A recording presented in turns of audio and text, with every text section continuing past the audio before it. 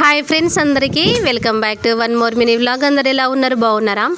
ఇంకా నేనైతే morning brush వేసిన తర్వాత అయితే వెస్లిమ్ టీ అయితే తాగుతున్నాను. నెక్స్ట్ ఇది గట్క జావా, అంటే మన పజ్జొన్నలు ఉంటాయి కదా, పజ్జొన్నలతోనైతే జావా అయితే చేసుకున్నాను. ఇంకా ముళ్ళకెత్తిన విత్తనాలు ఈ బొబ్బర్లతోనే ఇక రాత్రి మొత్తం నానబెట్టి ఇక నేనైతే జల్లడలాగా ఉంటుంది కదా, దాన్ని అట్లనే వదిలేసి పెట్టిన.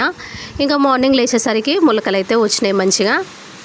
ఇంకా తర్వాత బొబ్బర్లు అయితే నానబెట్టినా కదా, నానబెట్టిన తర్వాత నేనైతే మంచిగా ఇంకా అందులోకి అయితే అసలు ఇక పచ్చిమిర్చి లేదు, ఇంకా పచ్చిమిర్చి లేదనేసి ఇక నేను ఇంకా గ్రైండ్ పట్టేసిన దాన్ని ఇంకా వదిలేస్తాను.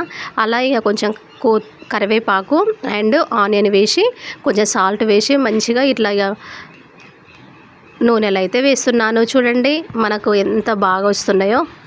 నేనైతే యూజ్ చేస్తున్న ఆయిల్ వచ్చేసి రైస్ బ్రాన్ ఆయిల్, చాలా బాగుందండి. అసలు ఎవరైనా కావలసిన వాళ్ళు నాకు కామెంట్ బాక్స్లో కామెంట్ చేయండి. నేను ఎలా తీసుకోవాలో మీకు నేను డీటెయిల్స్గా ఎక్స్ప్లెయిన్ అయితే చేస్తాను. ఆ తర్వాత చట్నీ కోసం అయితే నూనె వేసి కరివేపాకు, జీలకర్ర, తర్వాత ఆవాలు వేసిన తర్వాత ఇప్పుడు నేను సపరేట్గా పల్లీలు, పుట్నాలు అయితే మిక్సీలో అయితే గ్రైండ్ చేసి పెట్టుకున్న దాన్ని ఇప్పుడు నూనెలు అయితే వేసుకున్నాను. మంచిగా చిక్కగానే చేసుకున్నాను, అంటే పుట్నాలు వేయడం ద్వారా ఇంకా కొంచెం చిక్కగా వచ్చింది.